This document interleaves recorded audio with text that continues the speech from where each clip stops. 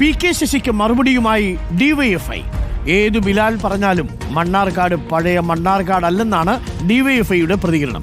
ഇതിനിടെ Mannarkkad CPM area committee ഓഫീസിന് മുന്നിൽ ഒരാളെത്തി പടക്കം പൊട്ടിച്ച വാർത്തയും വരുന്നുണ്ട്. ഇക്ബാൽ അറക്കലുണ്ട്. ഇക്ബാൽ, എന്താണ് അവിടെ സംഭവിക്കുന്നത്?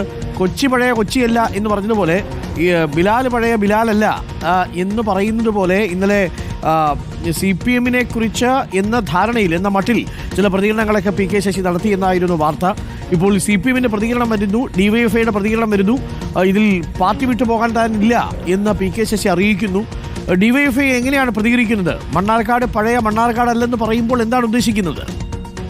അരുൺകുമാർ, അതായത് ഇന്നലെയാണ് മുസ്ലിം ലീഗ് സംഘടിപ്പിച്ചിട്ടുള്ള പരിപാടിയിൽ മുസ്ലിം ലീഗ് ഭരിക്കുന്ന മണ്ണാർക്കാട് നഗരസഭ സംഘടിപ്പിച്ച പരിപാടിയിൽ PK ശശി എത്തി ഒരു പ്രസംഗം നടത്തുന്നത്. ആ പ്രസംഗത്തിൽ പറയുന്നത് താൻ മണ്ണാർക്കാട്ടേക്ക് എത്തുന്നതും പ്രസംഗിക്കുന്നതിലും ചില ആളുകൾക്ക് വലിയ രീതിയിൽ ബേജാറുണ്ട്.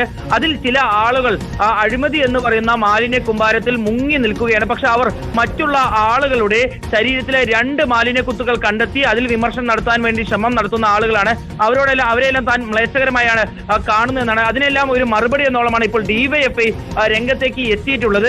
ഒരു കൂട്ടുകച്ചവടം നടത്തുകയാണ് മണ്ണാർക്കാട്ടെ ഈ നഗരസഭ ഭരിക്കുന്ന ഈ പാർട്ടിയും അതുപോലെ തന്നെ PK ശശിയും എന്ന് പറയുന്ന രീതിക്കാണ് ഇപ്പോൾ ഡിവൈഎഫ്ഐയുടെ ഈ മണ്ണാർക്കാട് ബ്ലോക്ക് സെക്രട്ടറി ശ്രീരാജ് വള്ളപ്പാടം ഒരു പ്രതികരണം നടത്തിയിരിക്കുന്നത്. അഴിമതിക്കെതിരെ പറഞ്ഞപ്പോൾ വെളുപ്പിച്ചെടുക്കാൻ വേണ്ടി ചില ഗിമ്മിക്കുകളാണ് ഇന്നലെ ഈ ആയുർവേദ ഡിസ്പെൻസറിയുടെ ഉദ്ഘാടന ചടങ്ങിൽ കണ്ടതെന്നും ഇത്തരത്തിൽ ഡിവൈഎഫ്ഐയുടെ നേതാക്കൾ പറയുന്നു. അങ്ങനെ PK ശശിയും പാർട്ടിയുടെ ഒരു വിഭാഗവും തമ്മിൽ വലിയ രീതിയിൽ ഒരു അസ്വാരസ്യം മണ്ണാർക്കാട് നിലനിൽക്കുന്നുണ്ട്.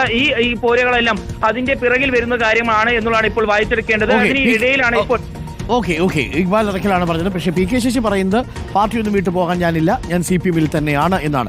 അക്കാര്യം അദ്ദേഹം ഉറപ്പിച്ച് പറയുക കൂടി ചെയ്യുന്നു. ഉച്ചയ്ക്ക് പോലും അദ്ദേഹം ടെലിഫോൺ വിളിച്ച് പറഞ്ഞു ഞാൻ CPM വിട്ടൊന്നും പോകാൻ ഉദ്ദേശിക്കുന്നില്ല എന്നാണ്. എന്നാൽ PK ശശി അടർത്തിയെടുക്കാൻ കോൺഗ്രസ് ശ്രമിക്കുകയും ചെയ്യുന്നുണ്ട്.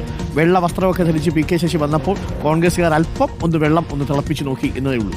അപ്പോൾ പ്രിയപ്പെട്ട